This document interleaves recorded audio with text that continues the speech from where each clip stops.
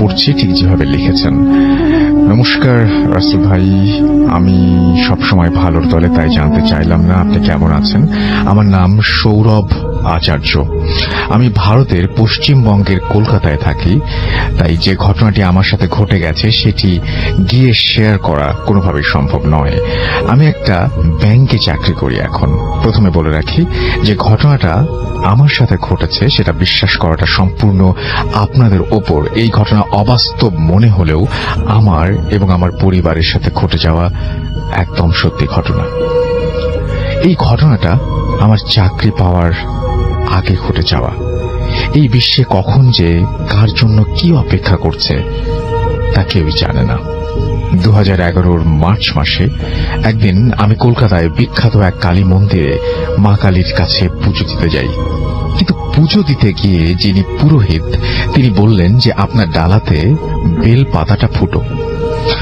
আমাদের সনাতন ধর্মে কোনো দেবীকেই ফুটো বেল পাতা অর্পণ করা হয় না। তাই তিনি বললেন মন্দিরের শেষের দিকে একটা বেল গাছ আছে, সেখান থেকে একটা বেল ডাল ভেঙে আনতে। আমি গেলাম সেখানে এবং একটা লগা ও সেখানে রাখা ছিল, দেখলাম। কিন্তু বেশ সন্ধ্যা হয়ে আসার কারণে ভালো করে কিছু দেখতে পাচ্ছিলাম না, তাই অজান্তেই একটা ডাল ভেঙে ফেললাম ওই লগা দিয়ে। আসল বিপদ ভেঙে পড়ল ওই মুহূর্ত থেকে। আমি ভাবতেও পারলাম না কি হতে চলেছে আমার সাথে। বেল ডালটা যখন পড়ল নিচে আমি সেটা কুড়িয়ে নিলাম এবং সেটা একটু আলোতে এসে দেখলাম তাতে একটা কুচকুচে কালো রঙের তাবিজ বাঁধা। আমি ভাবলাম তাবিজ আবার কুচকুচে কালো হয় নাকি, কিন্তু পুজোয় বিলম্ব হবে দেখে আমি ভুল ভেবে ওই তাবিজটা খুলে ফেলে দিলাম। যেই মুহূর্তে আমি সেই তাবিজটা খুললাম সেই মুহূর্তে আমি একটা ইলেকট্রিক শক অনুভব করলাম। কি অদ্ভুত! সেটা হলো আমি কোনো কষ্ট অনুভব করলাম না ওই শকে। এরপর পুজো সুষ্ঠুভাবে সম্পূর্ণ করে আমি যখন মন্দিরের গণ্ডি পার হলাম আমার অদ্ভুত অনুভূতি হচ্ছিল আমি একা না, কেউ আমার সাথে আছে। তবুও আমি মনের ভুল ভেবে এগোতে থাকলাম। আমার বাড়ি পৌঁছতে হলে একটা মাঠ পেরোতে হবে। সেই মাঠ 5 মিনিট পর আমার বাড়ি। মাঠে এলাম, মাঠ তখন ফাঁকা। ঘড়িতে দেখলাম রাত 8টা বাজে। মাঠ পেরোনোর উদ্দেশ্যে রওনা হলাম। মাঠ পেরোতে 1 মিনিটও লাগে না, কিন্তু সেদিন অনেক সময় লাগছে। ভালো করে দেখলাম আমি মাঠের মাঝে এসে হাঁটছি, কিন্তু আগে এগোচ্ছি না। হঠাৎ মনে হলো পেছনে তাকাই, আর তাকিয়ে দেখলাম একটা ছায়া। তার হাত পা কিছু নাই, চোখের জায়গায় খুব লাল কিছু একটা। আমার বুঝতে বাকি রইল না যে আমার সাথে কি ঘটতে চলেছে। আমার শরীর ঘামতে শুরু করলো। আমি পেছনে তাকিয়ে দেখি ছায়ামূর্তিটির অবস্থান একই জায়গায়। প্রিয় লিসেনার, এই এপিসোডে শুনতে পাবেন শুধুমাত্র বাছাই করা ইমেল ঘটনা। আপনারা অনেকেই ইমেল ঘটনা শুনতে চান, তো আমি এই ভিডিওর মধ্যে শুধুমাত্র ইমেল ঘটনাগুলো বাছাই করে আপনাদের মাঝে শেয়ার করছি। আপনারা প্রত্যেকটা ঘটনা শুনলেই বুঝতে পারবেন। তাহলে চলুন এই ভিডিওর মধ্যে একটি লাইক দিয়ে আমরা প্রত্যেকটা ঘটনা শেষ পর্যন্ত শুনে আসি। কোনো পথ না দেখে আমি মনে ইষ্ট মন্ত্র জপ করতে লাগলাম। হঠাৎ পায়ে অদৃশ্য বাঁধন ছেড়ে গেল এবং আমি দৌড়তেই পেছনে তাকিয়ে দেখি ছায়ামূর্তি একই স্থানে দাঁড়িয়ে আছে। দৌড়াতে দৌড়াতে বাড়ি এসে কলিং বেল বাজিয়ে সেন্সলেস হয়ে যাই। পরদিন সকালে উঠে দেখি সবাই আমায় ঘিরে আছে।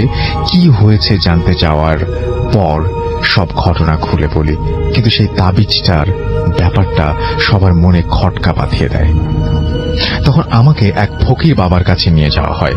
আমি যখন সেই ফকির বাবার কাছে যাই, কিছু না শুনেই তিনি আমায় দেখে বললেন, এই জিনিস কোথা থেকে জুটল তোর কপালে? তখন তিনি আমাকে কিছু একটা বললেন, যেটা হচ্ছে আরবি ভাষায় কিছু একটা বলেছিলেন, এবং আমার দিকে ফু দিয়ে বললেন যে এবার গেছে, কিন্তু আবার আসবে। তখন আমার বাবা সেই ফকির বাবাকে বললেন, কি গেছে, কিসের কথা বলছেন আপনি? তখন তিনি বললেন, এক ছায়ামূর্তি আছে আমার সাথে, যা খালি চোখে আমরা দেখতে পাচ্ছি না, তখন আমার মুখে সব বিবৃতি শুনে তিনি বললেন, ওই তাবিজ কোনো সাধারণ তাবিজ নয়, ওই তাবিজের সাথে এক নৃশংস আত্মা বাঁধা ছিল, আর সে আমাকে মেরে ফেলবে, কারণ ওই আত্মার ধারণা আমার জন্যই নাকি তাকে ওখানে বন্দী থাকতে হয়েছে। তিনি বললেন এই আত্মাকে বশ করা তার পক্ষেও নাকি সম্ভব না। তিনি এক জায়গায় এক ব্যক্তির নাম দিলেন এবং সেখানে গেলে উপায় হবে বলে দিলেন। বিশেষ কারণে ব্যক্তির নাম, কিন্তু নাম বলছি না এবং জায়গার নাম বলছি। জায়গাটি হল বীরভূম জেলার তারাপীঠ এবং এটি একটি বিখ্যাত পীঠস্থান যেখানে অনেক অঘোর সম্প্রদায়ের মানুষ থাকে এবং সেখানে তন্ত্র সাধনায় সিদ্ধ অনেক মানুষ থাকে। আর যার সন্ধান সেই ফকির বাবা দেন, তিনি অঘোর সম্প্রদায়ের এক মানুষ। সেদিন যাওয়া হলো, কিন্তু সেদিন রাতে ঘটল এক ঘটনা। রাতে আমার সাথে আমার দাদা ছিল। আমার যাতে কোনো ক্ষতি না হয়, সেই আত্মা যেন কোনো ক্ষতি করতে না পারে এই জন্য। কিন্তু বাবা মাকে ডাকলাম। বাবা এসে ইষ্ট মন্ত্র জপ করে কানের মধ্যে 3 বার ফুঁ দিল এবং দাদা উঠে গিয়ে বলল স্বপ্নে নাকি এক ছায়া মূর্তি ওর গলা চেপে ধরেছিল। সব শুনে বুঝতে বাকি রইল না যে আমার সাথে সেই ছায়া মূর্তি আমার পরিবারেরও ক্ষতি করতে পারে।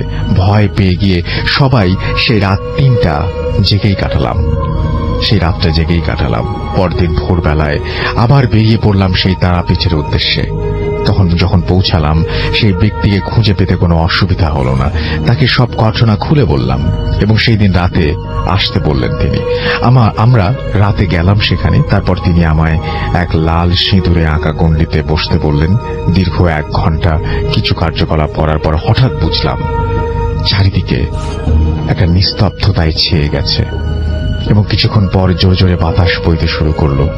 হঠাৎ সবাই দেখলাম সব থেমে গেল এবং আরেকটা ছায়া মূর্তি সেই ব্যক্তির পাশে আঁকা অন্য এক গণ্ডিতে এসে স্থির হল এবং তার সেই লাল চোখ যেন আজ আরো ভয়াবহ, যেন আগুন জ্বলছে সেই চোখে এবং তীব্র এক প্রতিহিংসা আমার ওপর। সেই সাধু তাকে মন্ত্র বলে একটা কাচের শিশিতে বন্দী করে বললেন, এই আত্মা এখন বন্দী, এ আর কারো ক্ষতি করতে পারবে না। সেই কাচের শিশিটা সেই সাধু কি করলেন জানি না। ঈশ্বরের আশীর্বাদে আমি ভালো আছি। এই ছিল আমার ঘটনা, আমার সাথে ঘটে যাওয়া ঘটনা এবং আমার পরিবারের আমার প্রত্যক্ষ করা এক ভয়ানক ঘটনা। ভালো থাকবেন, আর যদি এই ঘটনা ভালো লাগে পড়ে শোনাবেন, খুব ভালো লাগবে। আপনাকে অনেক ধন্যবাদ আপনার ঘটনার জন্য। আমরা পরবর্তী ঘটনা যাব এবং এটা একটা ইমেল, আমরা ইমেলটা পড়তে চাই। আশা করছি আপনাদের এটা সবার ভালো লাগবে। ইমেলটা আমাদের একজন লিসেনার আমাদেরকে পাঠিয়েছেন, যেভাবে লিখেছেন সেভাবে পড়ছি।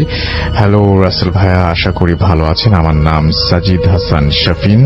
আমার আর 2 বন্ধু তাইয়ুব এবং তাহসিন, আমরা 3 জন মিলে মেহেরপুর জেলায় একটা একটা টিম খুলেছি এবং আমাদের জেলাতে আমাদের বিভিন্ন জায়গা থেকে আমাদের কাজ ভূত এফএমের ঘটনা কালেক্ট করে এবং ভূতের এফএমের আজকে তিনি একটা ঘটনা শেয়ার করছেন এবং আশা করছি সেটা সবার ভালো লাগবে। ঘটনাটি আজ থেকে 30 বছর আগের। মেহেরপুর জেলা শহর থেকে মুজিবনগর যাওয়ার রোডে কোর্ট ছাড়িয়ে কিছু দূর শ্মশানের কাছাকাছি প্রায় একটি বাড়ি আছে। বেশ পুরনো আমলের বাড়ি। চারিপাশ বাঁশঝাড় ও বন জঙ্গলে ভরপুর। বাড়ির মালিকের নাম খালিদ শরীফ। বাবা মার একমাত্র সন্তান। ছোটবেলা থেকেই সে প্যারানর্মাল বিষয়ের সাথে অভ্যস্ত, যেমন ছাদে কারো হাঁটার শব্দ কিংবা মধ্যরাতে তার নাম ধরে ডাকার শব্দ। খালিদ। বড় হয়ে সে এগুলোকে পাত্তা দিত না, কিন্তু তার লাইফের সবচেয়ে ভয়ঙ্কর ঘটনা ঘটে যখন তার বয়স 25 বছর পূর্ণ হতে যাবে তখন।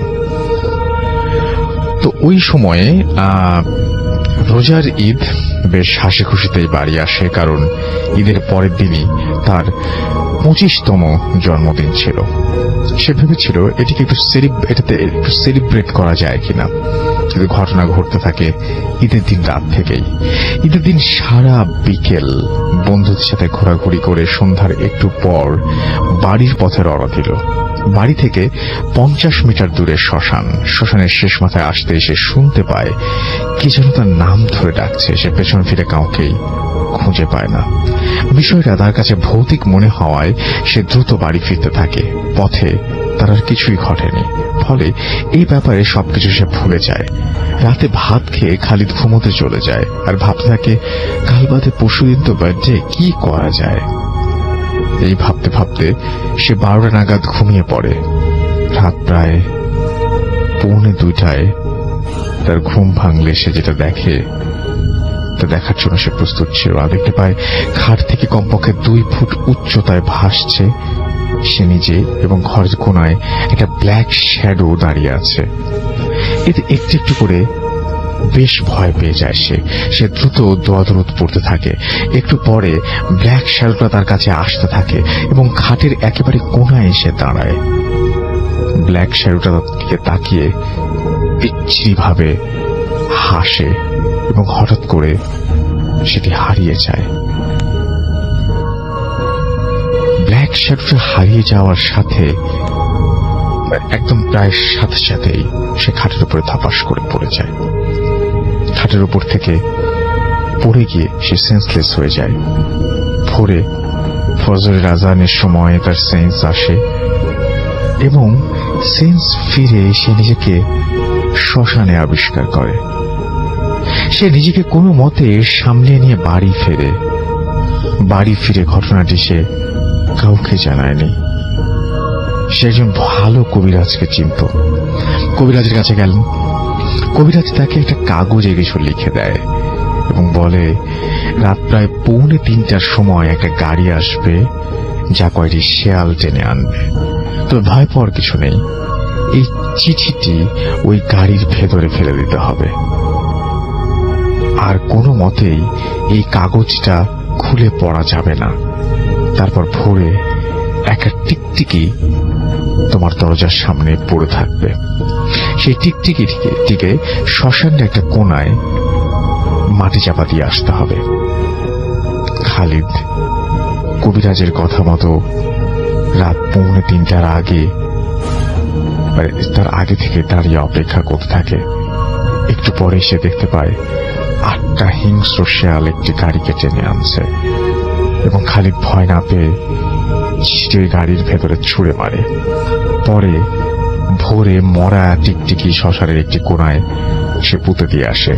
তারপর আবার কবিরাজের কাছে গিয়ে চিঠিতে কি লেখা ছিল তা জানতে চাইলে খালিদকে সে শুধু এটুকুই বলেছিল যে ওই গাড়িটি ছিল জিনদের বাদশার গাড়ি, আর ওই মরা টিকটিকিটি ছিল একটা জিন।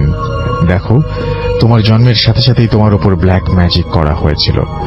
ব্ল্যাক ম্যাজিকের মাধ্যমে সে একটা জিনকে দায়িত্ব দেওয়া হয়েছিল তোমার 25তম বার্থডেতে তোমাকে মেরে ফেলার জন্য, কিন্তু আমি তোমাকে এই যাত্রায় বাঁচিয়ে দিলাম। তোমার কোন নিকট আত্মীয়ই সম্পত্তির লোভে এই কাজটি করেছে। আমি তার নাম বলবো না। এরপর থেকে খালিদের আর কোনো প্রবলেম হয়নি, কিন্তু আজ পর্যন্ত মনে প্রশ্ন থেকে যায় কবিরাজজি ওই চিঠিতে কি লিখেছিলেন, আর কেই বা তার উপরে ব্ল্যাক ম্যাজিক করেছিল। এসব প্রশ্নের উত্তর আজও অধরা। এই ছিল ঘটনা, এবং এই ঘটনাটি আপনাদের ইমেইল করা এবং সেটা আপনারাই পাঠিয়েছেন, সেরকমই একটা ঘটনা আমি এই মুহূর্তে যাচ্ছি। লিখেছেন আমি পদ্ম, বর্তমানে ঢাকা বিশ্ববিদ্যালয়ে পড়ছি।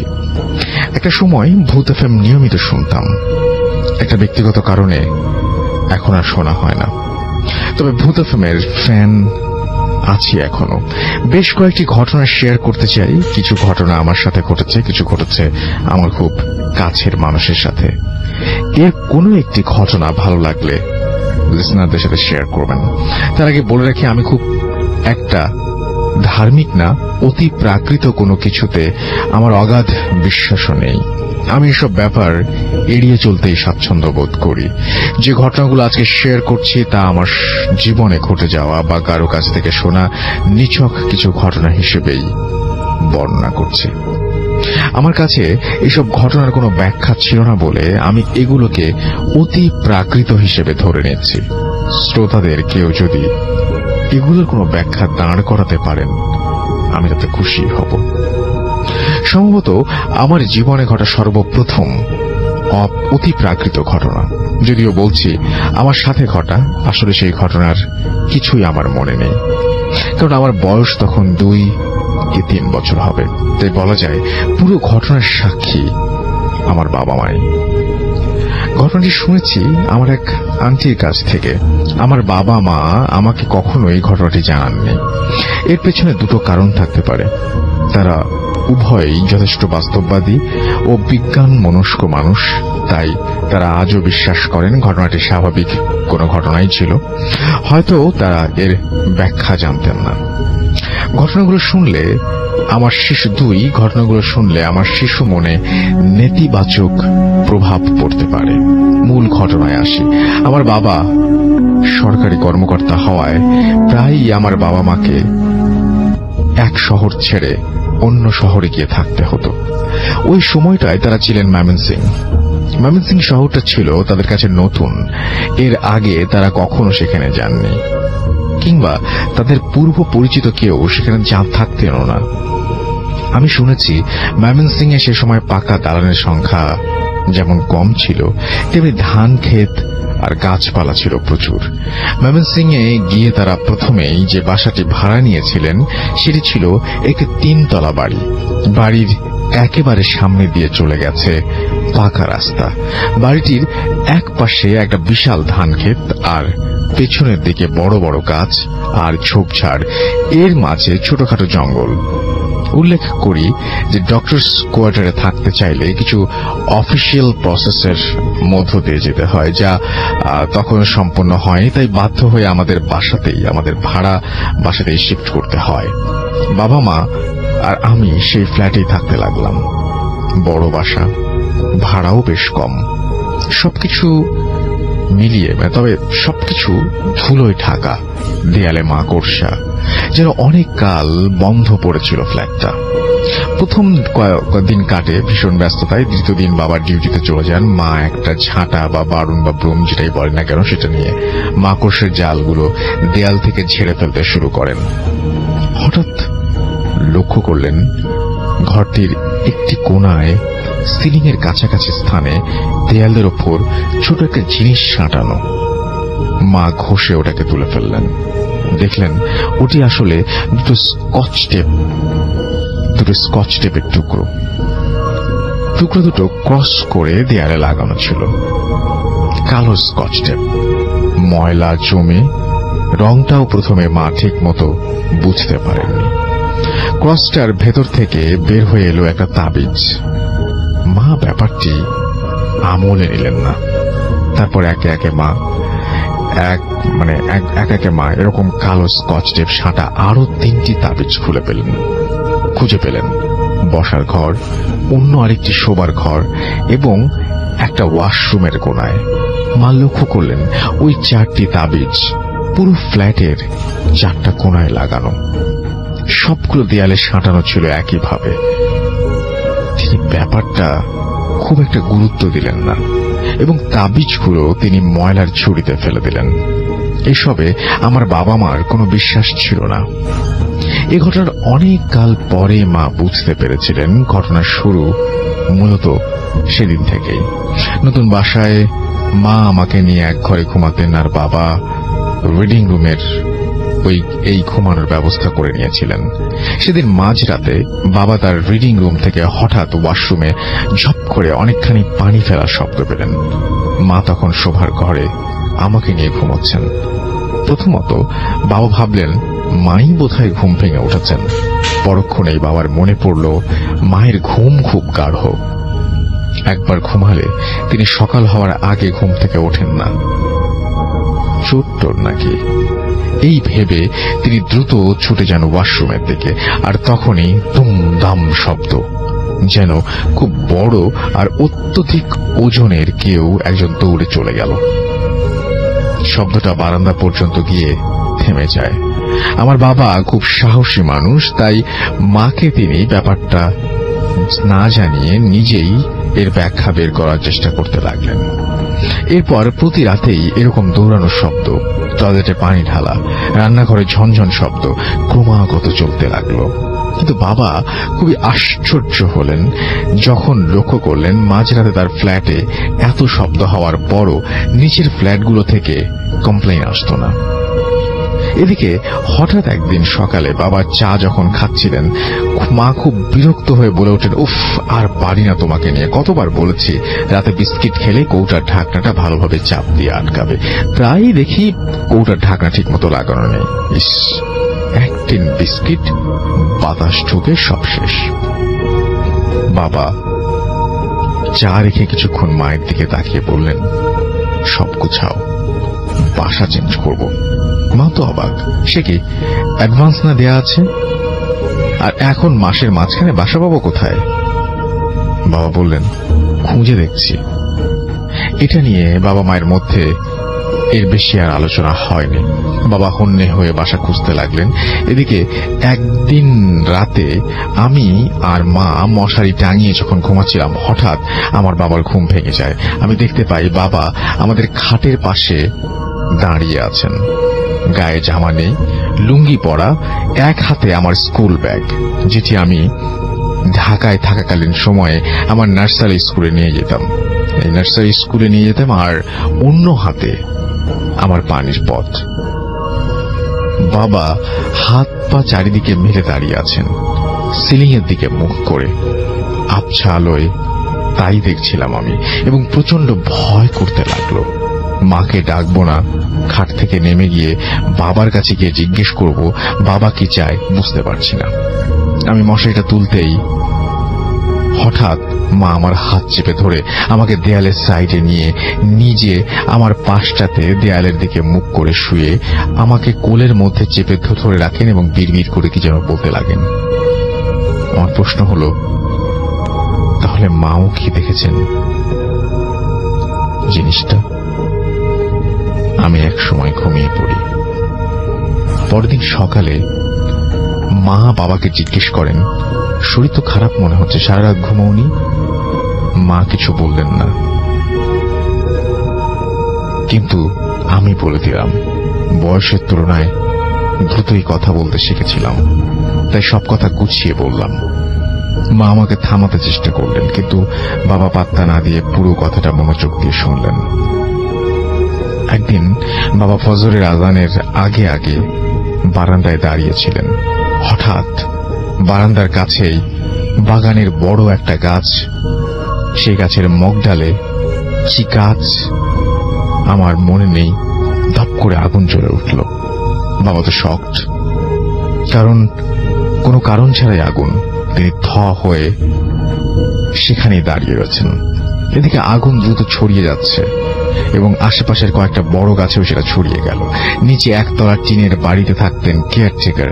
তিনি প্রথম বের হয়ে চিৎকার করলেন। বাবা হুঁশ ফিরল। নিচ থেকে, ছাদ থেকে, বারান্দা থেকে যে যেভাবে পারল পানি ছিটিয়ে আগুন নেভালো, কিন্তু পুরোপুরি নিভছিল না। ফজরের আজান দিলে সবাইকে চমকে দিয়ে আগুন নিচ থেকেই নিভে যায়। সবাই ভাবল কেউ হয়তো ছাদ থেকে ওই গাছটার উপর জ্বলন্ত কোনো সিগারেট বা কিছু একটা ফেলেছে, কিন্তু বাড়িওয়ালা নিশ্চিত করলেন ছাদ তালা বন্ধই ছিল। তিনি ছাড়া আর কেউ ছাদের চাবি কারো কাছে নেই। সবকিছু যখন খুব বেশি রহস্যময় হয়ে উঠছিল, তখন হঠাৎ একদিন আমাদের বাসায় এসে হাজির হন এক ভদ্র মহিলা। আমাদের আগে তিনিও তার পরিবার ওই ফ্ল্যাটটাতে ভাড়া থাকতেন, তাও বেশ অনেক বছর আগে। তিনি এসেছিলেন আমাদের বাড়িওয়ালার সাথে দেখা করতে। ওপরতলায় একজন ডাক্তার থাকেন। এই খবর পেয়ে তিনি আমাদের বাসায় আসেন। বাবার সাথে তার একটা সমস্যা নিয়ে আলোচনাও করেন। জিজ্ঞাসা না করতেই তিনি আমার বাবাকে আলাপের এক পর্যায়ে বলেন, জানেন এ বাসায় জিন থাকে। তারপর তিনি সেই তাবিজের ব্যাপারটা বলেন। তিনি জানান অনেক আগে ওই ফ্ল্যাটটিতে একটা বৃদ্ধা থাকতেন। তার সন্তানেরা তার কোনো খোঁজ খবর নিতেন না। একাকিত্ব কাটাতে তিনি কোরআন পড়ে সময় কাটাতেন। রিউমার ছিল, তিনি জিনের আমল করতেন। এই ফ্ল্যাটটিতেই বৃদ্ধার মৃত্যু হয়েছিল। ভদ্রমহিলার মতে জিনটা হয়তো ফ্ল্যাটেই রয়ে গিয়েছিল। এই ঘটনার কিছু পরে আমরা ফ্ল্যাট শিফট করে নতুন বাসায় চলে যাই। I have so many other experiences to share এবং ইন্টারেস্টেড হলে প্লিজ রেসপন্স এন্ড তিনি বলেছেন যে তিনি আরো অনেক কিছু পাঠাবেন আমাদেরকে। তো আমি আপনার প্রথম ঘটনাটা পড়ে শোনালাম। সো আশা করব যে নেক্সট ঘটনাটা আপনি যত দ্রুত সম্ভব পাঠিয়ে দিবেন আমাদের কাছে। ঘটনাটা আশা করছি আপনাদের সবার ভালো লেগেছে। আমরা পরবর্তী ঘটনায় যাব, তবে এই ঘটনাটি অবশ্যই একটা ইমেইল থেকে পড়ব। এন্ড এই ইমেইলটা পাঠিয়েছেন আপনাদেরই কেউ একজন এবং তার নামটাও আমি দেখি পড়া যাবে কিনা। যেভাবে আছে সেভাবেই পড়ছি, যেভাবে লেখা আছে আর কি। আসসালামু আলাইকুম রাসেল ভাই, ভূত এফএমের সকল শ্রোতাবৃন্দ। যে ঘটনাটি আপনাদেরকে শোনাতে যাচ্ছি সেটা আমার দাদুর কাছ থেকে শোনা। ঘটনায় চলে যাচ্ছি। আমার দাদুর বয়স তখন 12 থেকে 14 বছর ছিল।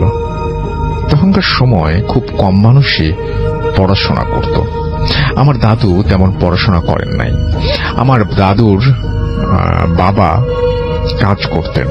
তাদের বাড়ি থেকে প্রায় 2-3 মাইল ছিল সেখানে, এবং সেটা খেতে কাজ করতে, এবং সেই ক্ষেতটা ছিল বাড়ি থেকে 2-3 মাইল। আমার দাদু আমার বাবার সাথে কাজে যেতেন। আমার দাদুদের সাথে তাদের বাড়ির আরো বেশ কিছু মানুষও খেতে কাজ করতে যেতেন। আমার দাদুর বাবা যখন খেতে কাজ করতেন তখন দাদু ক্ষেতের আশেপাশে খেলা করতেন। কোনো সময় কখনো কখনো তিনি খেলতে খেলতে অনেক দূরেও চলে যেতেন। তেমনি একদিন আমার দাদুর বাবা কাজ করছিলেন।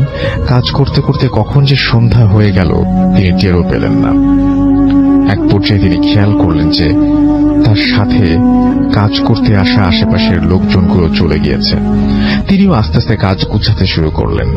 গুছাতে গুছাতে তিনি তার ছেলেকে ডাকতে লাগলেন, কিন্তু তিনি তাকে আশেপাশে খুঁজে পেলেন না। তিনি এদিক ওদিক খোঁজাখুঁজির পর তাকে একটা বাড়ির উঠানে পেলেন। সেখানে গিয়ে তিনি দেখলেন একজন মহিলা কান্না করছেন। সময় তখন সন্ধ্যা হয়ে গিয়েছে। মহিলাটিকে কান্না করার কারণ তিনি জিজ্ঞেস করলেন এবং জানতে পারলেন যে তার স্বামী মারা গিয়েছে, এবং তখনকার সময় নাকি একটা বাড়ি থেকে আরেকটা বাড়ির দূরত্ব অনেক দূরে ছিল, আর মহিলাটির বাড়ির আশেপাশে কোনো বাড়িও ছিল না। তখন আমার দাদুর বাবা মহিলাটিকে বললেন যে আগুন নিয়ে লাশটার পাশে বসে থাকার জন্য, এবং কোনো অবস্থাতেই যেন লাশটিকে একা ফেলে না যান তিনি। এই বলে আমার দাদুর বাবা এবং আমার দাদু তাদের বাড়ি থেকে চলে আসলেন অন্যান্য লোকদের ডেকে আনার জন্য। আসল ঘটনাটা ঘটল ওনাদের চলে আসার পর। মহিলাটি হ্যারিকেন নিয়ে বসেছিলেন। হঠাৎ তিনি একজন লোকের আওয়াজ শুনতে পেলেন। তিনি জিজ্ঞাসা করলেন কে। লোকটি বলল একজন লোক রাস্তায় যাওয়ার সময় ওনাকে বলেছেন যে এখানে একজন লোক মারা গিয়েছে, তাই তিনি সাহায্য করার জন্য এসেছেন। লোকটি মহিলাকে বললেন উনি যেন অন্য রুমে গিয়ে বসেন। মহিলাটিও অন্য রুমে গিয়ে বসলেন। কিছুক্ষণ পর মারা যাওয়া লোকটির রুমে রাখা ছিল যে রুমে, সেই রুম থেকে হঠাৎ করে অন্যরকম আওয়াজ আসতে শুরু করলো। কেমন যেন হাড় ভাঙার মতো একটা আওয়াজ। মহিলাটি ভয় পেয়ে গেলেন। তিনি বেড়ার ফাঁক দিয়ে কি হচ্ছে দেখার জন্য ওই ঘরে গেলেন, দেখার চেষ্টা করলেন। তখন তিনি দেখলেন যে লোকটি সাহায্য করতে এসেছিল তার সারা শরীরে শুধু চোখ। একটি মানুষ, তার সারা শরীরে চোখ। এই দৃশ্যটি দেখে তিনি প্রচন্ড ভয় পেয়ে যান। ভয়ে তিনি বাইরে চলে আসেন এবং চিৎকার করতে শুরু করলেন। আল্লাহর অসীম রহমত, ততক্ষণ আমার দাদুর বাবাও আরো কিছু লোক নিয়ে চলে এসেছেন। তারা মহিলাটির আওয়াজ শুনে এক প্রকার দৌড়ে তাড়াতাড়ি মহিলাটির কাছে এসে জিজ্ঞাসা করলেন কি হয়েছে। তখন মহিলাটি বললেন তিনি যাওয়ার পর একজন লোক এসেছিল তার কাছে এবং পুরো ঘটনাটি তিনি বললেন, এবং তিনি বললেন যে কি কি ঘটেছিল। যাই হোক, এবং তিনি সেই ঘটনাটি বলার পরে তিনি বলেন সবাই সে তাকে খুঁজতে গেল এবং গিয়ে দেখলো যে ওইখানে কেউ নেই, লাশটিও অর্ধেক নেই, মাথা বুক পর্যন্ত আছে। এই দৃশ্যটি দেখে সবাই ভয় পেয়ে যান এবং এরপর সিদ্ধান্ত হলো যে লাশটিকে এখনই কবর দেয়া হবে। এই ছিল ঘটনা, ভালো লাগলে পড়ে শোনাবেন, এটাই তিনি লিখেছেন। Thank you very much. আপনার ঘটনার জন্য আপনাকে অসংখ্য ধন্যবাদ। এবং এই মুহূর্তে আমি আপনাদের নিয়ে যাচ্ছি আরো একটি ঘটনা। এটা একটা আপনাদেরই পাঠানো ঘটনা, এবং সেই ঘটনাটি আমি একটু পড়ে শোনাবো আপনাদেরকে। তো আমি সরাসরি ঘটনায় চলে যাচ্ছি। ঘটনা যেভাবে লিখেছেন ঠিক সেভাবেই পড়ছি। আসসালামু আলাইকুম রাসেল ভাই, কেমন আছেন জিজ্ঞেস করব না, জানি আপনি ভালোর দলে। আমি ভূত এফএমের একজন নিয়মিত শ্রোতা। আমার কাছে অনেকগুলো ঘটনা আছে যা অনেক দিন যাবৎ ভূত এফএমে পাঠাবো ভাবছি, কিন্তু সময়ের অভাবে সম্ভব হয়ে উঠছিল না। কিন্তু আমার বন্ধুর উৎসাহ এবং অনুপ্রেরণায় লিখে পাঠালাম, ঘটনাগুলো পড়ে শোনাবেন। ঘটনাটি বরিশালের বরগুনা জেলার সঙ্গত কারণে আমি এলাকা এবং এলাকার নাম উল্লেখ করছি না। এটা 1990 সালের দিকের ঘটনা, যখন কিনা আমি পৃথিবীর আলো দেখতে পাইনি। কিন্তু পরবর্তীতে আমি আমার কাজিনের কাছে শুনি ঘটনাটি ঘটেছিল আমার মায়ের সাথে, আমার বাবার প্রথম স্ত্রী, যিনি বিয়ের 40 দিন পর মারা যান। তবে তার মৃত্যু হয়েছিল খুবই অস্বাভাবিকভাবে।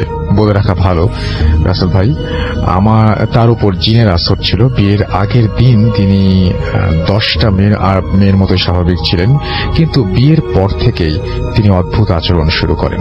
যেমন মাঝে মাঝে তিনি অন্য একটা কণ্ঠে কথা বলতেন, এমনকি নারিকেল গাছ সহ বিভিন্ন আকারের গাছের উপরে উঠে তিনি যে কোনো সময় বসে থাকতেন, যে স্বাভাবিক না। এবং এত বড় উঁচু গাছে এমনিতেই কারো ওঠাও সম্ভব না। এমনিভাবে কিছুদিন চলার পর হঠাৎ একদিন গোসল করতে যান তিনি, এবং তার রুমে ঢুকে দরজা জানালা সব বন্ধ করে দেন। তিনি দেখেন যে দাদা দাদি সহ পরিবারের সবাই মনে করেছেন হয়তো বা তিনি কাপড় চেঞ্জ করার জন্য বা গোসল করতে ভেতরে ঢুকেছেন। এইভাবে কয়েক ঘন্টা পার হওয়ার পরেও উনি বের হন না, এবং যখন বের হচ্ছে না তখন তাকে অনেক ডাকার পরেও এবং কোনো শব্দও আসছে না, তখন তারা সবাই দরজা ভেঙে ভেতরে ঢুকে দেখলেন যে আমার সেই মা, অর্থাৎ আমার বাবার প্রথম স্ত্রী, তিনি গামছা পেঁচিয়ে দুই দিকে দুই হাত দিয়ে শক্ত করে দাঁড়িয়ে আছেন। দেখে মনে হচ্ছে আমার চাচি দৌড়ে গিয়ে তার গলা থেকে গামছাটা খোলার চেষ্টা করলেন। আচ্ছা, এবং তাকে দেখে মনে হচ্ছিল তিনি নিজের গলায় একটা গামছা পেঁচিয়ে ধরে গামছার দুই দিকে দুই হাতটা দিয়ে শক্ত করে ধরে দাঁড়িয়ে আছেন।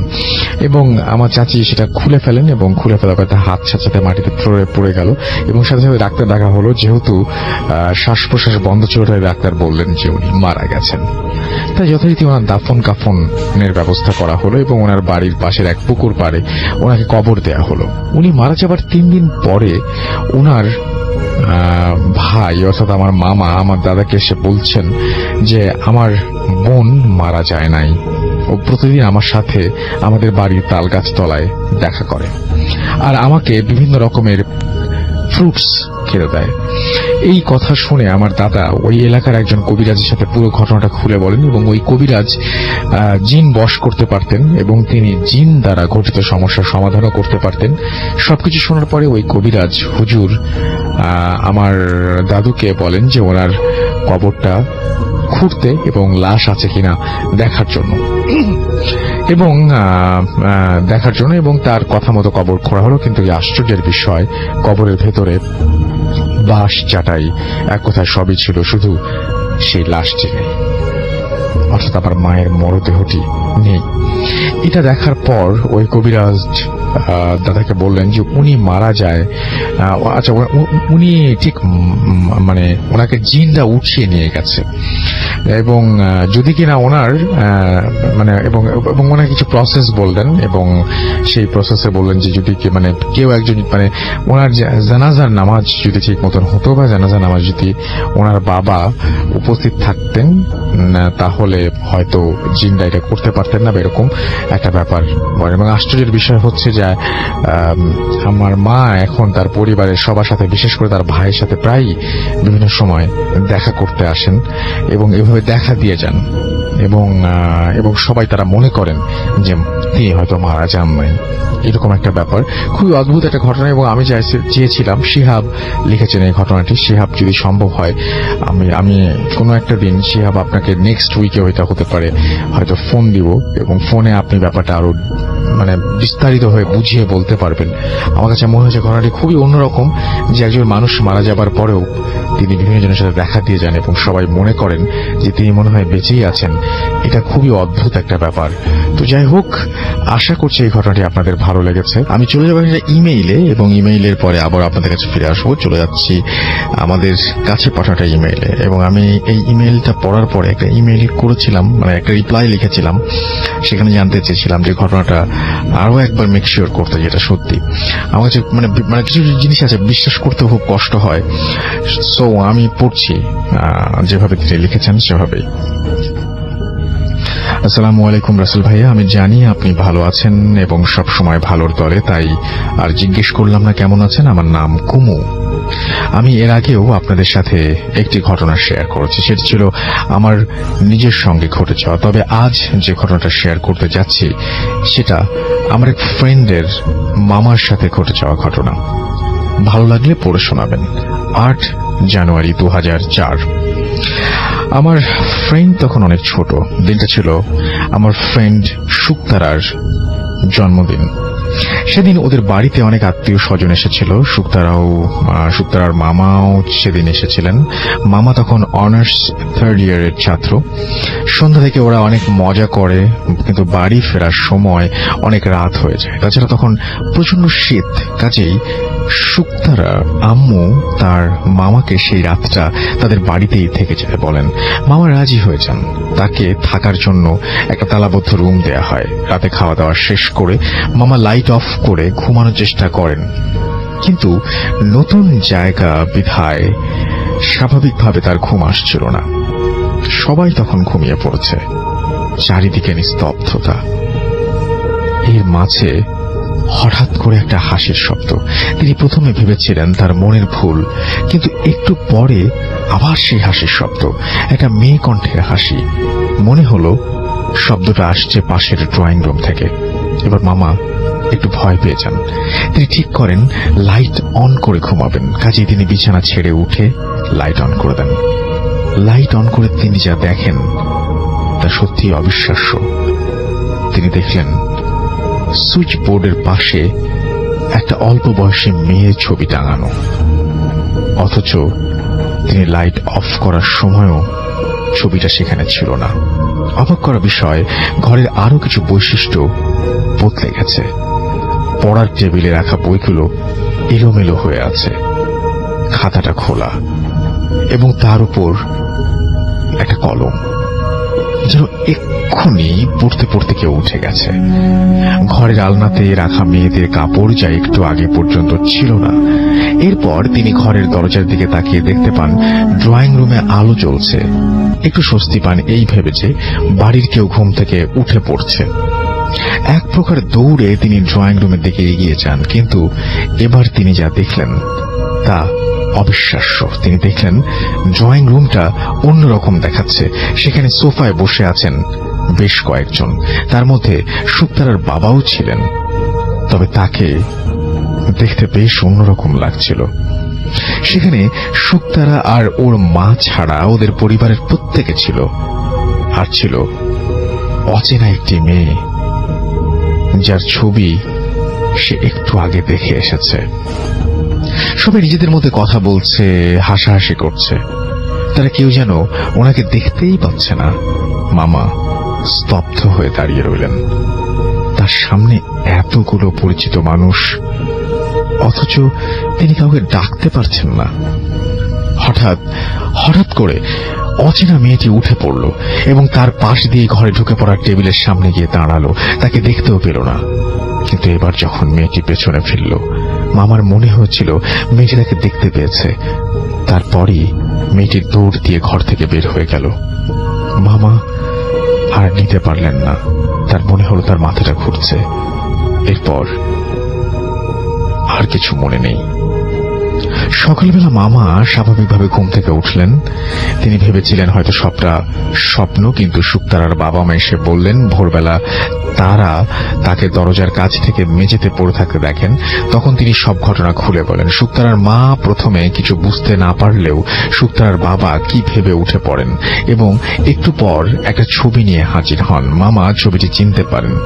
এটি সেই ছবি যেটা তিনি কাল রাতে সুইচ বোর্ডের পাশে টাঙানো দেখেছিলেন। শুক্তারার বাবা বলেন এটা তার ছোট বোনের ছবি, সেদিন থেকে প্রায় 6 বছর আগে সে মারা গেছে। মামা অবাক হয়েছেন। তিনি অবশ্য জানতেন না যে এই বাড়িতে ছোট মেয়েটি মারা গেছে, তবে সেটা তার বোনের বিয়ের আগে। তিনি জানতেন যে বাড়িতে ছোট মেয়েটি মারা গেছে, তবে সেটা তার বোনের বিয়ের আগে। কাজেই সে মেয়েটি সম্পর্কে তিনি বিশেষ কিছুই জানতেন না।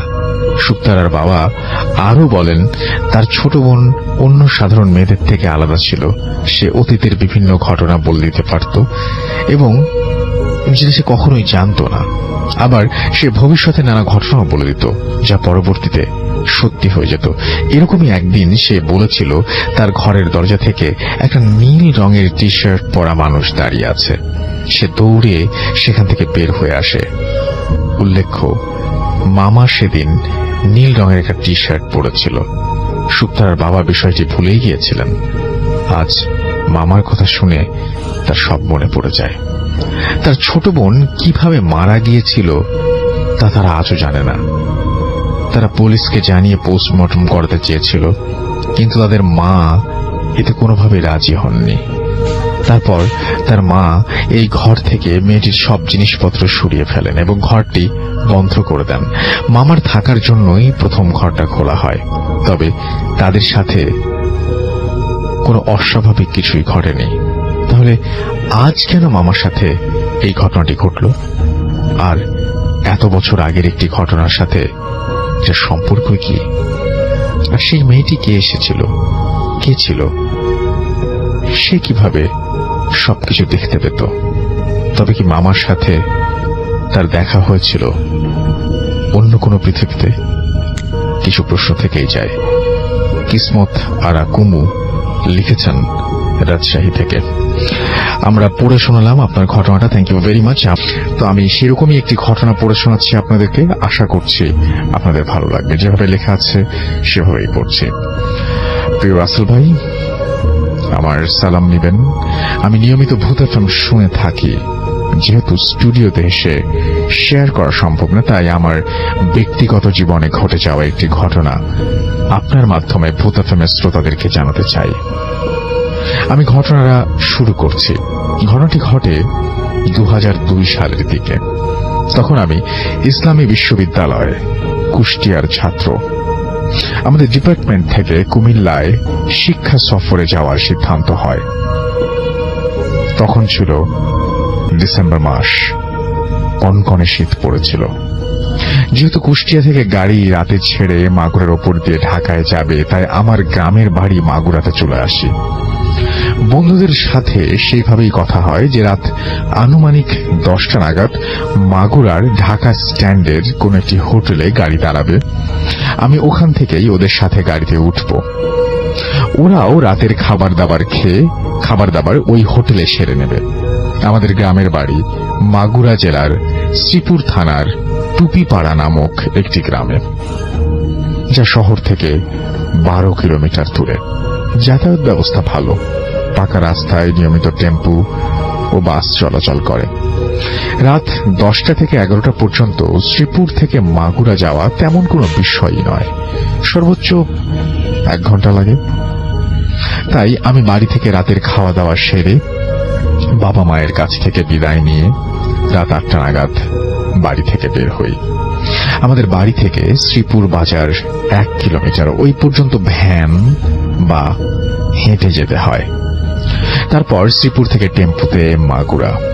আমি খুব নিশ্চিন্ত মনে বাড়ি থেকে বের হলাম। একই শীতের রাত, তার উপরে ভরা পূর্ণিমা, চাঁদের আলো আর হিম হিম পরিবেশের ভেতর দিয়ে আমি চিরচেনা গ্রামের পথে হেঁটে চললাম। কোনো ভ্যান পাইনি। হাঁটতে হাঁটতে গ্রামের ঈদগাহ পর্যন্ত চলে এলাম। ঈদগাহের পেছনেই আছে গ্রামের গোরস্থান। সেটা রাস্তা থেকে একটু দূরে।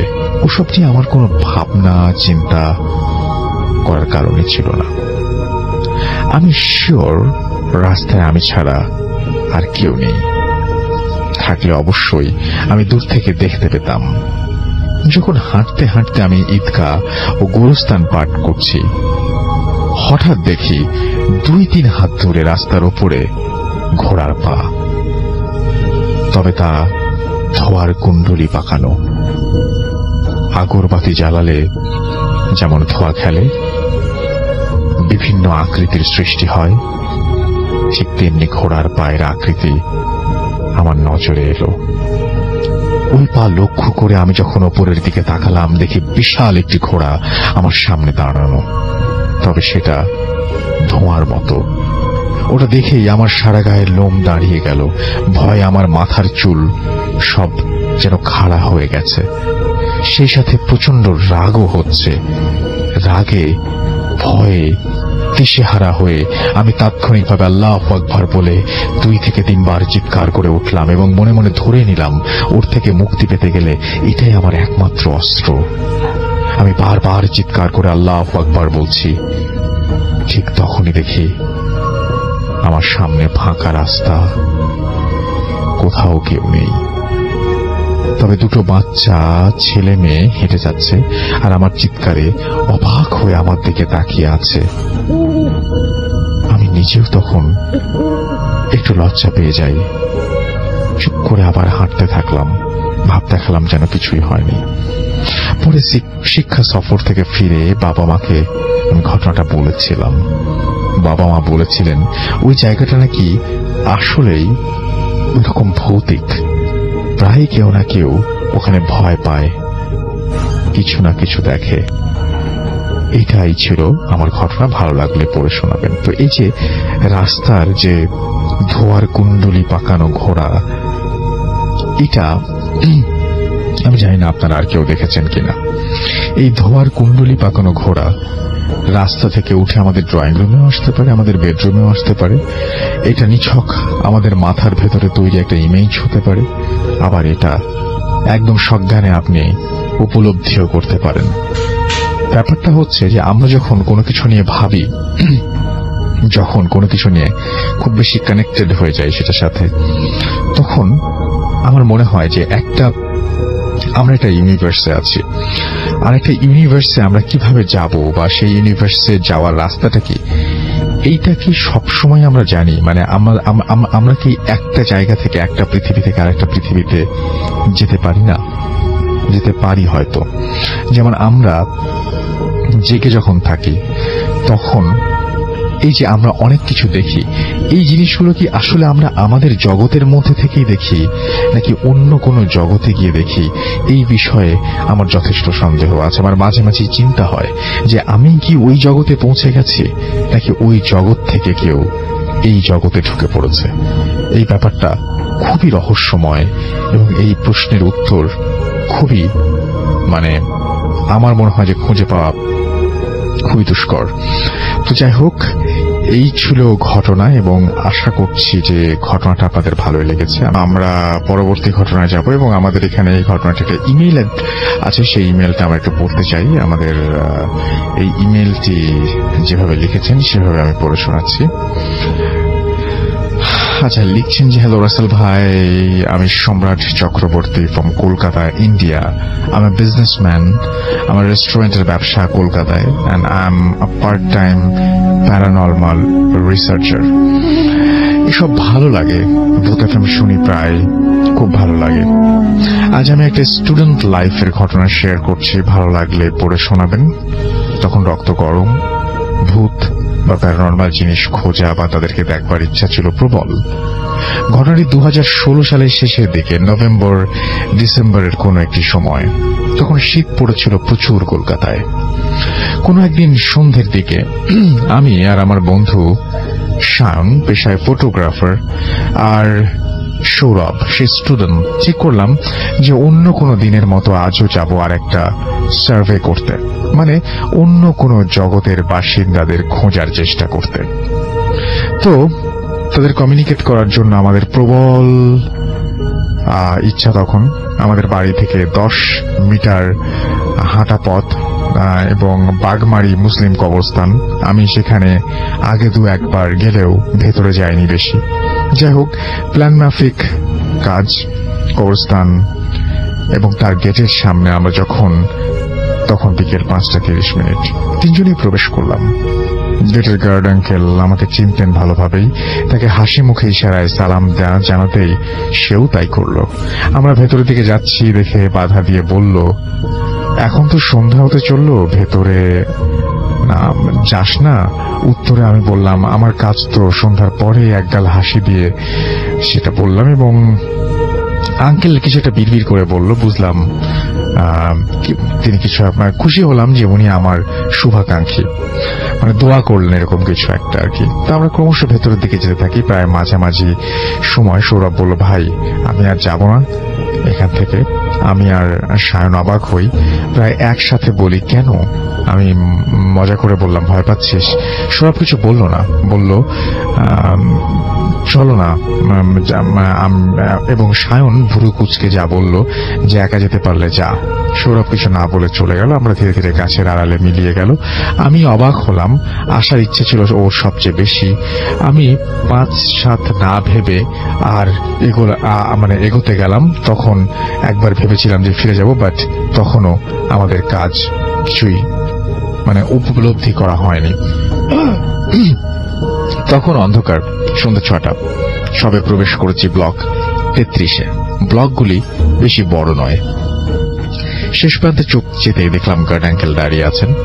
দূর থেকে অন্তত তাই লাগছিল। আমি হাঁক দিলাম, কাকা। কোনো উত্তর নেই। আরো কাছে এগোচ্ছি, সায়ন আমার সাথে। আমাকে ডেকেও সাড়া না পেয়ে ভাবলাম, ওটা কি কাকা নয় তাহলে? হাঁটতে হাঁটতেই ভাবছি সমস্ত। তখন মাথায় এলো যে ব্লক 33-এ আসার জন্য আমার যে পাশ দিয়ে এসেছি ওটাই একমাত্র রাস্তা। আর আসার পথে কাকা আমাদেরকে অতিক্রম করেনি, তাহলে লোকটিকে? ততক্ষণে আমরা প্রায় 10 হাত দূরত্বে লোকটির কাছ থেকে দেখলাম সে একটি কবরের সামনে দাঁড়িয়ে আছে এবং কবরের দিকে দৃষ্টি তার, এবং প্রচন্ড অন্ধকার। লোকটি যে মৃদু আলোর মাঝে এক অন্ধকারের প্রহরীর মতো দাঁড়িয়ে আছে। আমি আর সায়ন চুপ করে আছি, কোনো কথা বলছি না। কথা বলার শক্তিটুকুও বোধহয় হারিয়ে ফেলেছিলাম তখন। মাত্র 8 থেকে 10 হাত দূরে থাকা মূর্তিটা আসলে কি? তাহলে মানুষ নয়? সায়নের দিকে চোখ চায় আমার। দেখলাম ও চোখ কপালে তুলে আঙুল নিক্ষেপ করছে ওই ছায়া মূর্তির দিকে। তাকাতে দেখি সেই মূর্তি তাকিয়ে আছে আমাদের দিকে। হলুদ বর্ণের চোখ, যেন আগুন জ্বলছে, আক্রমণাত্মক হয়ে উঠছে। আমরা কিছু না ভেবে পেছন করে দৌড়াতে শুরু করি। কত জোরে জানি না, কি কোথায় তাও জানি না, শুধু দৌড়ে চলেছে নিজের মতো। খালি যেন মনে হচ্ছিল পেছনে আসছে সেই লোকটি। প্রায় 5 থেকে 7 মিনিট এলোমেলো ভাবে ছোটার পর মসজিদ দেখতে পাই। প্রায় সাথে সাথেই মসজিদের কাছে গিয়ে আমি অজ্ঞান হয়ে পড়ে যাই। তারপর নিজেকে আবিষ্কার করি গার্ড আঙ্কেলের কেবিনে। সায়ন ছিল তখনও। আঙ্কেল শান্তভাবে বলেছিলাম তো না যেতে। আমি আর কোনো উত্তর দিতে পারিনি। আমার সব ঘটনা তাকে বলার পর তিনি বললেন, সাকিব খান বলে একজন কুখ্যাত ক্রিমিনালকে খবর দেয়া হয় ব্লক 33-এর মাঝামাঝি কোনো এক জায়গায়। এর আগেও 2-1 বার অনেকে দেখেছে সেখানে সেই একই ব্যাপার। কোনো কুকুর বেড়াল কোনো কিছুই সেখানে যায় না। তো তার কাছে, এবং তারপরে তিনি লিখেছেন যে আমার কাছে আরো অনেক ঘটনা আছে, সেই ঘটনাগুলো চাইলে লিখতে পারেন। এই আর কি। থ্যাংক ইউ ভেরি মাচ আপনার জন্য। আপনাকে অনেক অনেক অনেক অনেক ধন্যবাদ। সেকেন্ড আরেকটা ঘটনা যাবো এই আওয়ারে, এবং আমাদের একটা ইমেল আছে এই মুহূর্তে। সেই ইমেলটা আমি একটু পড়তে চাই, এবং সেই ইমেলটা পাঠিয়েছেন আমাদের একজন লিসেনার। তার কাছে আমরা তিনি যেভাবে লিখেছেন সেভাবেই পড়ব। আসসালামু আলাইকুম, আমার নাম আরিফ। আমি একটা টিভি চ্যানেলে HR অ্যান্ড অ্যাডমিন ডিপার্টমেন্টের এক্সিকিউটিভ। আমি প্রথমেই ধন্যবাদ জানিয়ে রাখি আমি এবং সেটা আমি ধন্যবাদ জানতে চাই রাখিকে, এবং আমার খুব ভালো বন্ধু, ওর জন্যই আমি এই অনুষ্ঠানটা নিয়মিত শুনি। আজও আমি এই অনুষ্ঠানটি মানে এখন হয়তো তিনি শুনছেন। যাই হোক, তিনি লিখছেন যে আমার দেশের বাড়ি রাজশাহী জেলার গোদাগাড়ী থানার প্রেমতলীর ফরাদপুর গ্রামে। আমরা চেষ্টা করেছিলাম তাকে কমিউনিকেট করতে, কারণ স্টোরিটা পুরোপুরি এই যে ঘটনা, এই ঘটনা বিশ্বাস করা না করা আপনার ব্যাপার। আমরা কনফার্ম হতে চেয়েছিলাম যে ঘটনাটা কতটুকু সত্য বা তিনি কিভাবে এটা যাচাই বাছাই করবেন। মাসুম ভাই ট্রাই করবেন আবারও, যদি সম্ভব হয় তাহলে তার সাথে আমরা কথা বলতে পারি। একটু আগে আমরা ট্রাই করেছিলাম, কোনো একটা প্রবলেমে কানেক্ট করতে পারিনি। তো যাই হোক, তিনি লিখছেন যে আমি আজ যে ঘটনাটা বলবো সেটা আমার মামার সাথে ঘটেছে 2000 সালের মার্চ মাসে, তারিখটা সঠিক মনে নেই।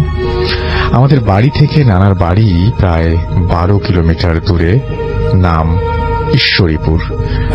আমার সেজ মামার নাম শরীফ, যার সাথে এই ঘটনা ঘটে। মামা চাকরি করত সিরাজগঞ্জে। সে ছুটিতে বাড়ি আসতো যথারীতি বন্ধুদের সাথে আড্ডা শেষ করে বাড়ি ফিরে।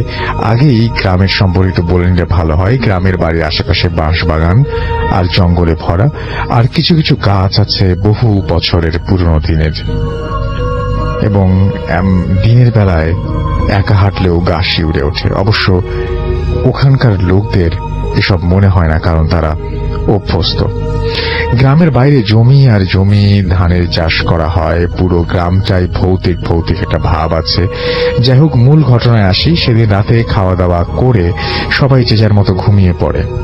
রাত আনুমানিক 1টা থেকে 2টার দিকে শরীফ মামা বাথরুমে যান। গ্রামের মধ্য দিয়ে একটা কাঁচা রাস্তা, দুই পাশের ঘর বাড়ি, ছোট বড় মিলিয়ে অনেকগুলো পুকুর আছে। সব পুকুরের আলাদা আলাদা নাম আছে। মাঠের দিকে যেতেই একটা বাবলা গাছ আছে, যেটা জমির আইলের সাথে। মামা দেখতে পেলেন কয়েকজন মিলে হাতাহাতি করছে। মামার কাছে একটা টর্চ লাইট আছে, কিন্তু জ্বালাননি। ব্যাপারটা একটু বোঝার চেষ্টা করছেন তিনি। অনেক অন্ধকার, তাই কিছু বোঝা যাচ্ছিল না। তবে তাদের সঙ্গে, তাদের মধ্য থেকে কেউ একজন জোরে চিৎকার করে উঠেছিল, যার আওয়াজ মামার খুব পরিচিত মনে হয়েছিল। আর একটু সামনে যাই, আওয়াজটা বোঝা যায় মামার খুব ঘনিষ্ঠ বন্ধু, এবং তিনি বুঝতে পারেন যে মামার খুব ঘনিষ্ঠ বন্ধু হালিম। এবং এর আরেকটু এগিয়ে তিনি যান, এবং কিন্তু অন্ধকারে কারো চেহারা তিনি বুঝতে পারছিলেন না। সবকিছু কেমন আবছা আবছা লাগছিল, কিন্তু মারামারি ক্রমেই বেড়ে চলেছে। আরেকজন চিৎকার করছে, যার কণ্ঠ ছিল বন্ধু হালিম। তার বন্ধু হালিম। মামা বলল যে কে, হালিম নাকি রে? হালিম? ওদের থেকে কোনো উত্তর এলো না। মামা একটু ভয় পেল, আর চিন্তা করলো চিৎকার তো হালিমই করছে। ভয়ে ভয়ে আরো একটু কাছে এগিয়ে গেল এবং টর্চ লাইট মারল ওদের দিকে। তারপর যা দেখলো তা দেখে মামা রীতিমতো ভয় পেয়ে গেল। দেখলো তার বন্ধু তো নয়ই, কিন্তু একজনের মাথা অর্ধেক মুখ আর অর্ধেক মাথা দিয়ে অনবরত ময়লা বের হচ্ছে। অন্য দুজনের চেহারা আরো ভয়ঙ্কর এবং অনেক নোংরা পোশাক। আর একজন পুরো মানুষটাই ছিল কেমন যেন ঘোড়ার মতন একটা আদলের। মামা আর সামনে না এগিয়ে পেছনে গিয়ে যাওয়ার চিন্তা করছিলেন। ততক্ষণে তার শরীর ভার অনুভব করছেন তিনি। তারপর সে সামনে না গিয়ে পেছনে ফিরেই জোরে জোরে পা চালাতে লাগলেন, এবং 8-10 ধাপ আসার পর সামনে দেখলেন ওই 4 জন জমির আইলে বসে এবার হাসাহাসি করছে। এবার মামা ভয়ে কাঁপতে লাগলেন এবং কিভাবে বাড়ি ফিরবেন সেটা ভাবতে লাগলেন, এবং ভাববার সময় আর কই। এবার ওরা একেবারে তার কাছে চলে এসেছে। ওদের মধ্য থেকে একজন লাইট মারল কেন। মামা দিশা না পেয়ে জোরে চিৎকার দিয়ে বলল, কেউ আছো, আমাকে বাঁচাও। এরপর ইলেকট্রিসিটি শক খাওয়ার মতন একটা ব্যাপার হলো এবং মামা পড়ে গেলেন। তিনি বুঝলেন যে এই বুঝি আমি শেষ। তারপর আবারও কয়েকবার চিৎকার দিলেন। তারপর ওরা 4 জন মিলে মামাকে চিৎ করে শুইয়ে দিল এবং কি যেন খাওয়ানোর চেষ্টা করলো। 4 জন মিলে মামার সাথে অনেক ধস্তাধস্তি করে মুখের ভেতরে কিছু একটা ঢুকিয়ে দেয়। অনেক জোরে জোরে আওয়াজ করায় মামার চাচার ছোট চাচার ঘুম ভেঙে যায়। আমার ছোট নানা সে মনে করেছে যে চোর মনে হয়। ওখানে আমার নানারা 4 ভাই থাকতো, সবার আলাদা আলাদা বাড়ি আছে কিন্তু কাছাকাছি। নানা উঠে আরো কয়েকজন তার ভাই ভাতিজাকে নিয়ে টর্চ লাইট, লাঠি এই সমস্ত নিয়ে চিৎকার করতে করতে সেদিকে আসে এবং হাঁটতে লাগলো, এবং গ্রামের কয়েকজন আওয়াজ পেয়ে তারাও একত্র হয়েছে। অনেক রাত, তারপর আবার গ্রাম। আস্তে আস্তে সেই আওয়াজও অনেক দূর থেকে শোনা যায়। একটু পরে জোরে একটা আওয়াজ আসলো। আওয়াজটা হলো তারা যেদিকে যাচ্ছিল হাতের বাম পাশে কিছু জমির মাঝখানে সবাই টর্চ জ্বালিয়ে দেখে, সেইখানে দৌড় দিল এবং দেখতে পেল যে কেউ একজন পড়ে আছে এবং কাতরাচ্ছে। সবাই মিলে যখন তার কাছে গেল, দেখলো শরীফ পড়ে আছে, তার মুখ দিয়ে রক্ত বের হচ্ছে, কিন্তু আশেপাশে কেউ নেই। তাকে জিজ্ঞাসা করা হলো, কি হয়েছে তোর, তুই এখানে কিভাবে এলি? বলতে পারল না, তার জ্ঞানই ছিল না। কান্নাকাটির রোল পড়ে গেল। যাই হোক, তাকে সবাই মিলে বাড়ি নিয়ে আসা হলো এবং তার শরীরে অনেক ময়লা ছিল, পরিষ্কার করা হলো। কোনোভাবেই তার জ্ঞান আসছিল না। পরে রাতে তাকে মেডিকেলে নিয়ে যাওয়া হলো এবং উপায় না দেখে, যোগাযোগ ব্যবস্থা তখন খুব খারাপ ছিল। মামার ছোট চাচা নিজেও একজন কবিরাজ, সেও ভালো করে দেখলো এবং বলল যে মেডিকেলে নিয়ে লাভ নেই, অন্য উপায়ে চেষ্টা করতে হবে। একটু পরে ফজরের আজান হলো। নানা ঝাড় ফুঁক দিতে দিতে বেলা 11টার দিকে জ্ঞান আসলো, কিন্তু তিনি কোনো কথা বলতে পারছেন না, খেতে পারছেন না। আত্মীয় স্বজন সবাইকে খবর দেওয়া হয়েছে। আমি আম্মুকে নিয়ে সকালেই গিয়েছি সেখানে। এভাবে চলতে থাকে বেশ কিছুদিন। শুধু ফলের জুস ছাড়া আর কোনো কিছু খেতে পারতেন না। অনেক কবিরাজ দেখানো হলো, কোনো কাজ হলো না। সবাই বলল আমাদের সাধ্যের বাইরে। প্রতিদিন রাতে আমার বুকের সাথে 2 হাত চেপে ধরত আর মুখ দিয়ে রক্ত বের হতো। 2-3 জন লাগতো তার বুক থেকে হাত আলগা করার জন্য, আর রক্ত বের হতো এবং হাত যখন আলগা করা হতো তখন আর রক্ত বের হতো না। সে কোনোভাবে বিছানা থেকে উঠতে পারত না। আরো কিছুদিন যাওয়ার পর মুখ দিয়ে রক্ত বের হওয়া বন্ধ হলো এবং একটু একটু হাঁটা শুরু করলো। একদিন বিকেলবেলা আমি মামাকে জিজ্ঞেস করলাম, মামা আপনার সাথে কি হয়েছিল? মামা কোনোভাবেই কথা বলতে পারল না, শুধু নির্বাক চোখে আমার দিকে তাকিয়ে রইল। আমি বললাম, আপনি না বললে আমরা কিভাবে বুঝবো আপনার সাথে কি হয়েছিল? মামা ইশারায় কলম আর খাতা চাইলেন। তারপর তার সাথে ঘটে যাওয়ার ঘটনাটা লিখে আমাকে জানালেন। তার আরো 15 দিন কেটে গেল। এখন এখানে সেখানে যেতে পারেন, ভারী খাবারও খেতে পারেন, কিন্তু কোনো কথা বলতে পারেন না। সেদিন শুক্রবার ছিল। ঈশ্বরীপুর মাঠে ফুটবল খেলা হচ্ছিল। সবাই খেলা দেখতে গিয়েছিল, মামাও খেলা দেখতে গিয়েছিলেন। খেলার এক পর্যায়ে মামাকে পাওয়া যাচ্ছিল না। যে জায়গায় বসে তিনি খেলা দেখছিলেন ওখানে তার স্যান্ডেল পড়ে আছে, কিন্তু মামা নেই। তারপর তাড়াতাড়ি করে সবাইকে জানিয়ে দেওয়া হলো এবং পরিচয় যারা পরিচিত আছে তারা সবাই খুঁজতে লাগলো। পুরো গ্রাম শেষ করে প্রখর রৌদ্র ছিল, সবাই ক্লান্ত, কিন্তু কোথাও পাওয়া গেল না। নানাদের বাড়ি থেকে 3-4 কিলোমিটার দূরে ফাঁকা মাঠের ভেতর পরিত্যক্ত একটা পুকুর পাড় ছিল। সেই পুকুর পাড়ে জঙ্গলে ভরা 3 জন আদিবাসী যারা সাঁওতাল এবং তারা চাষ করছিলেন ওই সময়, তারা মামাকে চিনতে পারলেন এবং মামা পুকুরে পাড়ে পড়ে আছেন, শরীরে গোলাপ আর শাপলা ফুলের পাপড়িতে ভরা ছিল। তারা 3 জন কাঁধে করে নিয়ে আসেন বাড়িতে এবং সেদিন রাতেই মামার ঘুমেই কাটলো। পরের দিন বিকেলে মামাকে জিজ্ঞাসা করলাম, আপনি ওখানে কিভাবে গেলেন? আবারও খাতা কলম নিয়ে আসা হলো এবং আমি দেখতে পাই শুধু বাতাস অনুভব করছি আর বিয়ের মতো বাজনা বাজছিল। সবার সামনেই আমি শূন্যের উপর ভাসতে লাগলাম। আমি 1 হাত পা দিয়ে ইশারা করলাম, কেউ আমাকে দেখতে পেল না। তারপর আমাকে উড়িয়ে নিয়ে কোথাও গেল এবং আমি বাসায় কিভাবে আসলাম কিছুই বুঝতে পারবো। এগুলো সব মামার কথা ছিল। এভাবে কেটে গেল আরো কিছুদিন। তারপর এক রাতে মামা একাই শুয়ে আছেন এবং বাড়ির দরজা জানালা সবকিছু বন্ধ। রাত আনুমানিক 1টা থেকে 1:30 মতো বাজে। হঠাৎ করে জানালা খুলে গেল। মামা কথা বলতে পারতো না বলে চিৎকার দিতে পারল না, ভয়ে দৌড় দিল দরজা খোলার জন্য। ঠিক তখনই আওয়াজ আসলো যে যদি বাঁচতে চাস তাহলে আমার কথা শোন। মামা থামলো এবং জানালার পাশে গিয়ে তাকালো এবং দেখলো যে বিশাল বড় বড় মুখ ভর্তি দাড়ি, সাদা পাঞ্জাবি পরা বিশাল দেহের এক দরবেশ দাঁড়িয়ে আছে।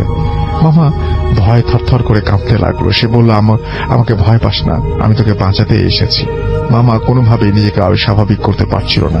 সে দরবেশ বলল, আমি যেভাবে বলবো সেভাবে করলে তুই বেঁচে যাবি। আর যদি না পারিস তাহলে 6 মাসের মধ্যে তুই মারা যাবি, কোনো কবিরাজ ডাক্তার তোকে ভালো করতে পারবে না। মামা মাথা নাড়ল। ঠিক সে একটা পুকুরের ঠিকানা দিল। পুকুরের নাম বেতপুকুর। পুকুরের পাড়ে অনেক পুরনো গাছ আছে, বট গাছের মাঝখান দিয়ে তাল গাছ জোড়া লাগানো। ওইখানেই সেই দরবেশ থাকেন এবং বললেন যে অবশ্যই রাতে যাবি বলে অদৃশ্য হয়ে গেলেন। তারপর থেকে মামার সেই জায়গায় প্রতিদিন যেতে লাগলেন এবং সেই দরবেশ মামার সাথে দেখা করত। কিছুদিন যাওয়ার পর সে বলল, তোর গলায় ওরা একটা গাছের শেকড় ঢুকিয়ে দিয়েছে, ওটা বের করতে না পারলে 6 মাসের মধ্যে তুই মারা যাবি।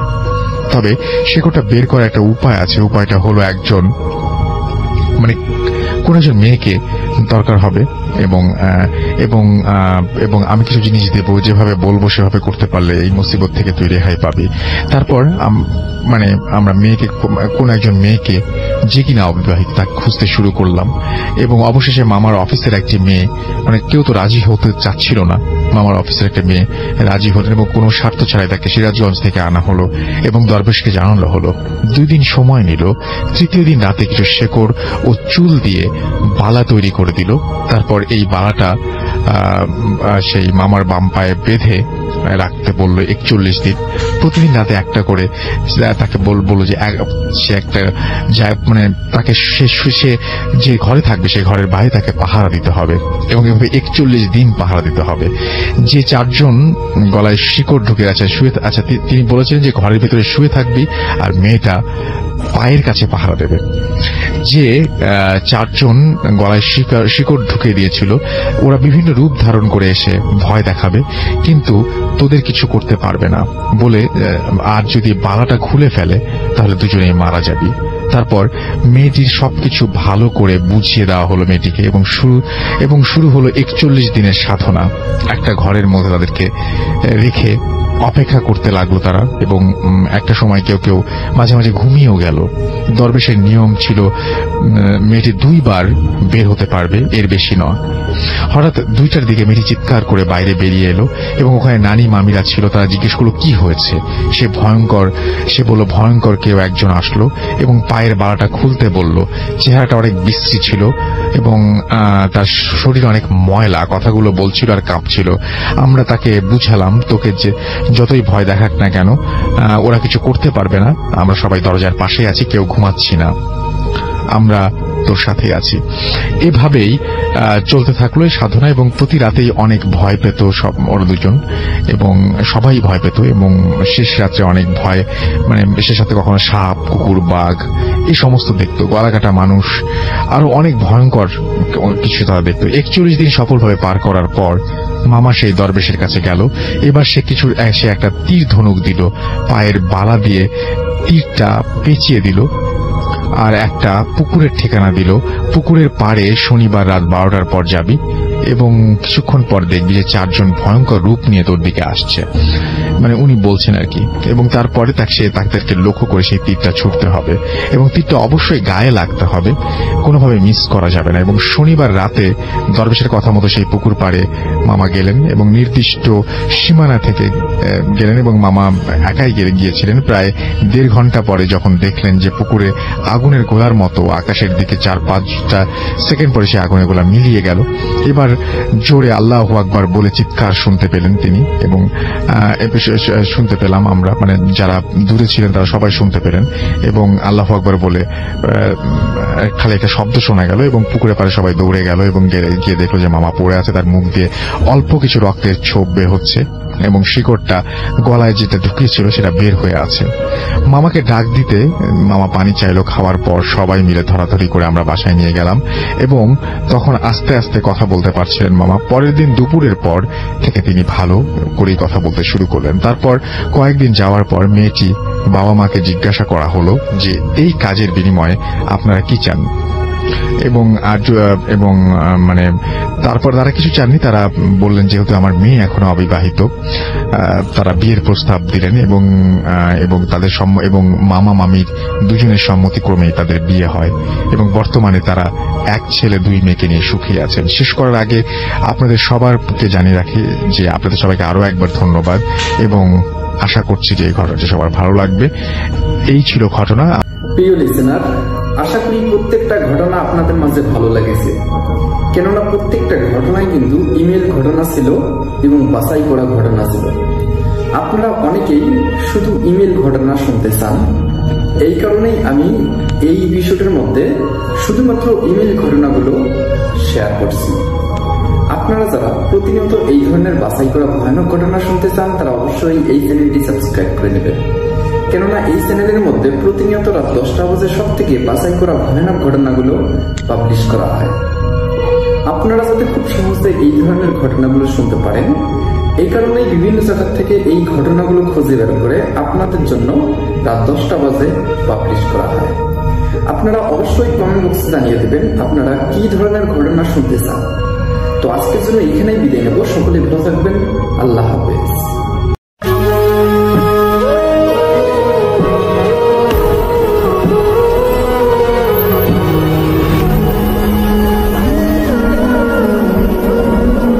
আসসালামু আলাইকুম দর্শক, ওয়েলকাম করছি আরও একটি নতুন প্রতিবেদনে। আশা করছি আপনারা সবাই ভালো আছেন এবং ভালো তলে আছেন। তো দর্শক, আপনারা হয়তো সকলেই জানেন যে আমরা কিন্তু প্রতিনিয়ত আমাদের এই ইউটিউব চ্যানেলটির মধ্যে আপনাদের জন্য গল্প নিয়ে আসি, যে গল্পগুলো আপনাদের কাছে হয়তো ভালো লাগে। এই জন্যই কিন্তু আপনারা আমাদের এই চ্যানেলটিকে এতটা সাপোর্ট দিয়ে নিয়ে এসেছেন। তো দর্শক, আমি কথা বাড়াবো না, সর্বপ্রথম আপনাদের জন্য যে গল্পটি আমাদের কাছে আজকে সিলেক্ট হয়েছে সেই গল্পটি শুনিয়ে দেব। শুরু করছি এখন থেকে। পরিত্যক্ত বাড়ির অভিশাপ। একটি ছোট গ্রাম, নাম সোনাপুর। গ্রামের প্রান্তে একটি পুরনো ভাঙ্গাচোরা বাড়ি ছিল। একজন বলতো এই বাড়িটা বহু বছর আগে এক জমিদারের ছিল। সেই জমিদার পরিবারে এক হঠাৎ করে রহস্যময় ভাবে মারা যায়। কারো লাশ পাওয়া যায়নি, শুধু রক্তে ভেজা মেঝে আর কাটার মতো আঁচড়ের দাগ পাওয়া গেছিল। তারপর থেকে বাড়িটা পরিত্যক্ত অবস্থায় পড়েছিল। গ্রামের মানুষজন ওখান দিয়ে যেতে সাহস করতো না। রাত হলে বাড়িটার ভিতরে থেকে শিকল টানার শব্দ, অদ্ভুত হাসি আর মহিলা মানুষের চিৎকার শোনা যেত। একদিন শহর থেকে কয়েকজন তরুণ অভিযানে আসে। তারা শুনেছিল জায়গাটা ভৌতিক, তাই সত্যি জানার জন্য রাতে সেখানে ঢুকলো। শুরুতে কিছুই অস্বাভাবিক মনে হয়নি। মশালের আলোয় তারা ঘুরে বেড়াচ্ছিল। হঠাৎ এক সময় তারা শুনল পিছনে কারো পায়ের শব্দ। তারা ঘুরে দাঁড়িয়ে দেখলো একজন সাদা শাড়ি পরা মহিলা, চুল এলোমেলো, মুখ ঢাকা, ধীরে ধীরে এগিয়ে আসছে। একজন সাহস করে তার মুখ দেখার চেষ্টা করলো। মশালের আলোয় যখন মুখটা পরিষ্কার হলো, তারা আতঙ্কে চমকে উঠলো। মহিলার মুখ নেই, শুধু ফাঁকা কালো গহ্বর আর লম্বা দাঁতের মতো ছায়া। সবাই দৌড়ে পালাতে লাগলো, কিন্তু যতই দৌড়ায় তারা আবার সেই ঘরে ফিরে আসে, যেন বাড়িটা তাদের ভর্তি করে ফেলেছে। হঠাৎ দরজাগুলো নিজের থেকেই বন্ধ হয়ে গেল। চারদিকে অন্ধকার, শুধু মহিলার করুণ হাসির শব্দ ভেসে আসতে লাগলো। কেউ আর সেই বাড়ির পর অভিযাত্রীদের দেখেনি। আজও ভোরের দিকে গ্রামের লোকেরা বলে ভাঙা জানালায় সাদা শাড়ি পরা এক মহিলা দাঁড়িয়ে থাকতে দেখা যায়, আর তার ভিতর থেকে সেই করুণ হাসির শব্দ এখনো ভেসে আসে।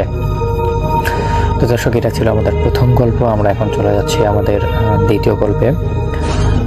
দ্বিতীয় গল্পের নাম হচ্ছে মধ্যরাতের কবর। মফস্বলের এক কবরস্থান, নাম ধন দিয়ে কবরস্থান। জায়গাটা সবসময় নিস্তব্ধ। দিনের বেলায়ও লোকজন খুব কম ওখানে যায়। গ্রামের বৃদ্ধরা বলতো রাতে কবরস্থানের ভিতরে কারো হাঁটার শব্দ, কান্না আর ফিসফিসের শোনা যায়। একবার গ্রামের দুই বন্ধু রাশেদ আর হিমেল অভিজ্ঞতার জন্য মাঝরাতে কবরস্থানে ঢুকে পড়ে। দুজনের হাতে টর্চ লাইট আর বুক ভরা কৌতূহল। শুরুতেই সব ঠিকঠাক ছিল, কিন্তু হঠাৎ বাতাস ভারী হয়ে গেল।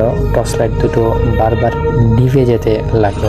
রাশেদ কানে একটা হঠাৎ শব্দ শুনলো, আমার কবরের কাছে এসো। হিমেলও একই শব্দ শুনলো, কিন্তু ভিন্ন দিক থেকে। তারা ভয়ে ভয়ে এগিয়ে যেতে লাগলো। একটা পুরনো ভাঙা কবরের কাছে পৌঁছে তারা দেখলো কবরের মাটি ধীরে ধীরে ফেটে যাচ্ছে। ভিতর থেকে কালো পোশাক পরা একটা হাত বেরিয়ে আসছে। রাশেদ চিৎকার করে দৌড় দিতে চাইল, কিন্তু কিন্তু হিমেল যেন কোনো চোখের দিকে তাকিয়ে দাঁড়িয়ে আছে, নড়তে পারছে না। হিমেলের মুখ নিস্তব্ধ, ঠোঁট কাঁপছে। সে আস্তে আস্তে বলল, ওরা আমাকে ডাকছে। এরপর হিমেল হঠাৎ সামনে এগিয়ে কবরের ভিতর ঢুকে পড়ল। টর্চ লাইট পড়ে গেল মাটিতে। রাশেদ শুধু দেখতে পেল কালো হাতটা হিমেলকে টেনে নিয়ে যাচ্ছে।